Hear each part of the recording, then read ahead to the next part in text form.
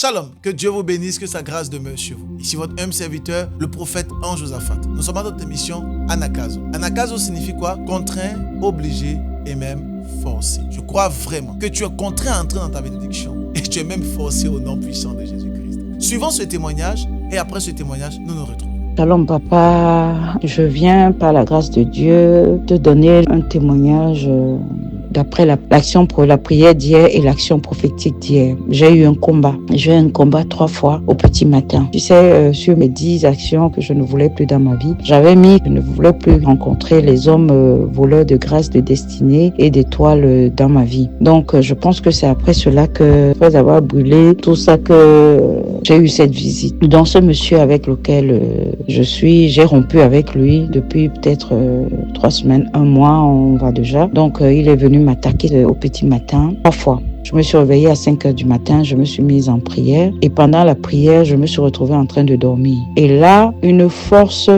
s'est emparée de moi. J'ai ressenti un froid glacial dans le rêve, un froid glacial qui est rentré dans ma chambre. En même temps, c'est comme si c'était un rêve, mais en même temps, c'est comme si c'était pas un rêve, quoi. C'était réel, quoi. Donc, cet esprit moche avec la faux c'est-à-dire la faux flétrie, les vieux là qui n'ont plus de muscles, mais d'une laideur. Et j'ai commencé à invoquer le sang de Jésus. Je suis montée, je suis allée voir mes enfants et en redescendant, cet esprit a commencé à me suivre, mais voyant que je suis montée, j'ai commencé à pleurer, à appeler mes enfants de venir, de descendre et il a arrêté de me suivre.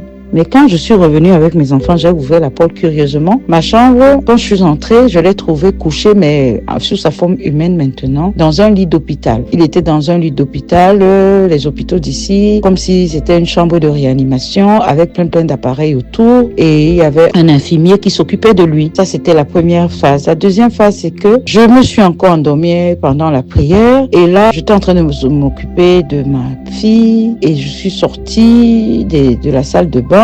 En revenant de la salle de bain, je l'ai trouvé derrière ma fille, tenait ma fille et je lui ai demandé de tout de suite lâcher ma fille et qu'il n'allait pas me reconnaître. Et là, je me suis réveillée. Ça, c'était la deuxième phase du songe. La troisième phase, je me suis encore réveillée et je me suis encore endormie. Cette fois-ci, il allait ramener un renfort. C'était une femme. Ils sont arrivés tous les deux encore. La force m'a encore saisi. Cette force-là, j'ai commencé à prier, mais je n'arrivais pas à sortir. C'est-à-dire, le nom de Jésus était pas trop puissant comme la première phase, les 3 phases dont je te raconte là. La première phase était molle, la troisième phase était molle, mais quand même, je suis quand même j'ai quand même continué à invoquer le sang de Jésus, le feu du Saint-Esprit. Cette flamme m'a plaqué sur le mur, elle m'a tenu par les cheveux, m'a plaqué sur le mur, elle a commencé à humer mon odeur, elle disait, oh là là, qu'est-ce qu'elle sent bon. Et là, le monsieur était en train de tourner quelque chose qu'il voulait mettre sur mon corps, et la femme, elle a sorti sa langue moche et laide, elle voulait mettre sa langue sur mes lèvres et là je me suis réveillée. Donc depuis 5 heures du matin, j'ai mis ça sur le trône de grâce du Seigneur et je n'ai plus dormi mon Père. Voilà ce que je voulais témoigner après l'action prophétique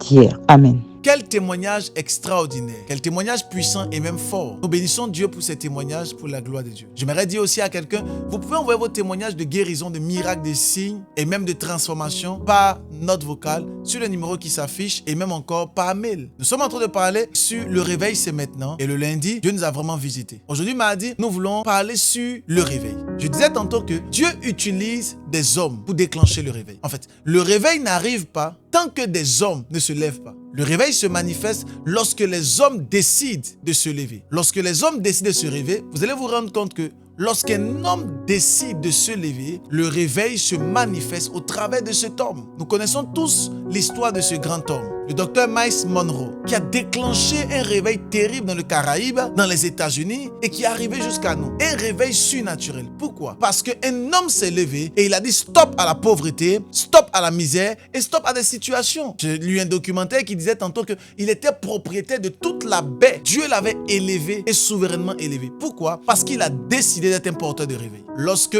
vous refusez de vous lever pour votre vie, pour votre mariage, pour votre génération, vous commencez à subir les projets de Satan. Vous commencez à subir les plans de Satan. Genèse chapitre 1 à son verset 28, Jésus-Christ dit, Dieu les bénit. Et il a dit, soyez féconds, multipliez-vous, remplissez la terre. Lorsque Dieu bénit, il bénit pour la multiplication. Dieu t'a déjà béni. Dieu ne va pas te bénir. Il t'a déjà béni. Voilà pourquoi Christ est mort à la croix de Golgotha. Sa mort était la chute de tous les projets de Satan. Et nous récupérons tout ce qui nous revient de droit. Mais si tu ne te lèves pas, et si tu n'es pas conscient que c'est toi que Dieu va utiliser, c'est par des hommes que Dieu proclame et déclenche le réveil, tu risques de pouvoir te mordre les doigts, de pouvoir te perdre et te dire en toi-même que Dieu m'a abandonné. Oh non, Dieu ne t'a pas abandonné. Tu es un porteur de réveil. Je lève la main comme prophète. Je prie pour toi.